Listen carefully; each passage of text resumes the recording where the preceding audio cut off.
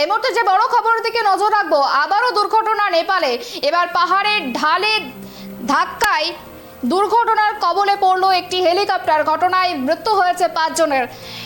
এই মুহূর্তে সব থেকে বড় খবরের দিকে নজর রাখবো, পাহাড়ের ঢালে ধাক্কা লেগে হেলিকপ্টারে দুর্ঘটনা। ফের দুর্ঘটনা নেপালে, পাহাড়ের গায়ে ধাক্কা লেগে ভেঙে পড়লো হেলিকপ্টার। ঘটনায় প্রাণ হারিয়েছে পাইলট সহ 5 জন। এই বিষয় নিয়ে আমরা কথা বলবো, আমাদের সঙ্গে টেলিফোন লাইনে রয়েছে আমাদের প্রতিনিধি ঋষি। আবারও নেপালে দুর্ঘটনা, পাহাড়ের ঢালে ধাক্কা লেগে হেলিকপ্টার ভেঙে যায় এবং সেখানেই 5 জনের মৃত্যু হয়েছে, পাইলট সহ 5 জনের মৃত্যু হয়েছে। ঠিক কিভাবে ঘটলো ঘটনাটি? একদমই তোমাকে জানিয়ে রাখি, গত 1 মাস আগে 24শে জুলাই নেপালে কিন্তু ত্রিভুবন বিমানবন্দর থেকে টেক ওভার করার সময় কিন্তু 29 জনের যাত্রী কিন্তু মৃত্যু হয়, বিমান কিন্তু দুর্ঘটনা কবলে পড়ে।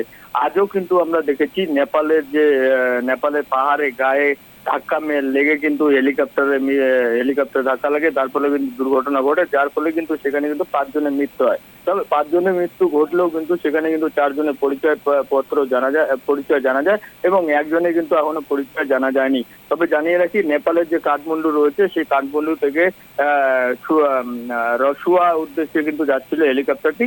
তখনই কিন্তু নোয়াকোটের এলাকায় যে সূর্য চৌড় এলাকা রয়েছে, সেখানে কিন্তু একটি পাহাড়ে কিন্তু ধাক্কা মারে, যার ফলে কিন্তু সেখানে কিন্তু পড়ে যাওয়ার পরে তারপরে কিন্তু সেখানে অগ্নিগর্ভ অবস্থায় আগুন জ্বলতে থাকে হেলিকপ্টারে। তারপরে কিন্তু স্থানীয় বাসিন্দারা কিন্তু খবর দেওয়ার পরে সেখানে কিন্তু তড়িঘড়ি কিন্তু দমকল বিভাগ এবং পুলিশ প্রশাসন কিন্তু উদ্ধার কাজে সেখানে কিন্তু পৌঁছায়। তারপরে কিন্তু সেখান থেকে তাদেরকে উদ্ধার করে, যে সকল যাত্রীরা আছে তাদেরকে উদ্ধার করে কিন্তু নেপালের একটি হাসপাতালে ভর্তি করা হয়। পাশাপাশি তোমাকে জানিয়ে রাখি যে এই যে কয়েক মিনিটের যে যখন যাচ্ছিল হেলিকপ্টারটি, তারপরে কিন্তু বেশ কিছু দূর যাওয়ার পরে কিন্তু একটি পাহাড়ে ধাক্কা মারে, তারপরে কিন্তু সেখানে কিন্তু ভেঙে পড়ে হেলিকপ্টারটি।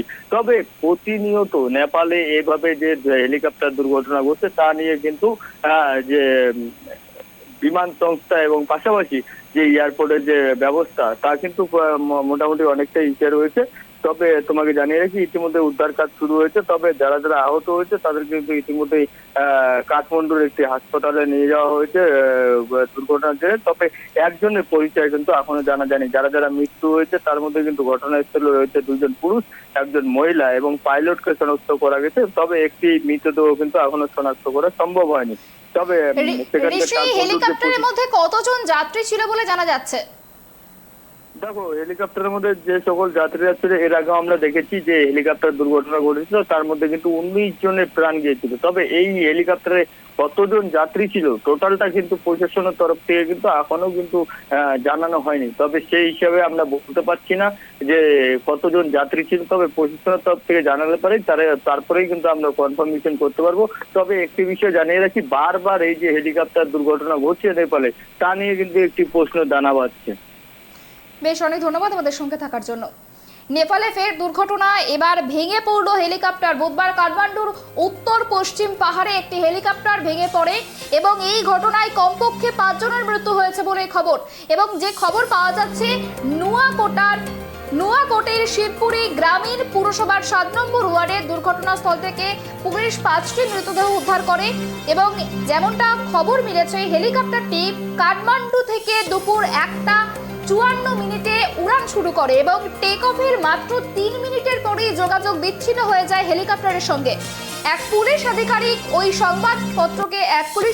সংবাদপত্রকে জানিয়েছে যে দুর্ঘটনাস্থল থেকে 2 পুরুষ, 1 জন মহিলা এবং হেলিকপ্টারের পাইলটের মৃতদেহ উদ্ধার করা হয়েছে। এরপর আরও একটি দেহ এতটাই ঝলসে গিয়েছে যে সেটি এখনো শনাক্তই করতে পারেনি পুলিশ। পরিসংখ্যান দেখলে দেখা যাবে গত 30 বছরেরও বেশি সময় ধরে নেপালে অন্তত 27টি ভয়াবহ বিমান দুর্ঘটনা ঘটেছে, যার মধ্যে 20টিকে সাম্প্রতিক সময়ের সবথেকে বেশি ভয়াবহ বিমান দুর্ঘটনা বলে চিহ্নিতকরণ করেছে বিশেষজ্ঞরা। এবং এর আগে গত 24শে জুলাই নেপালে ভেঙে পড়েছিল একটি বিমান, যেখানে 18 জন যাত্রীর মৃত্যু হয়েছিল। আর সেই ঘটনার রেশ কাটতে না কাটতেই ফের কপ্টার দুর্ঘটনার মুখে নেপাল।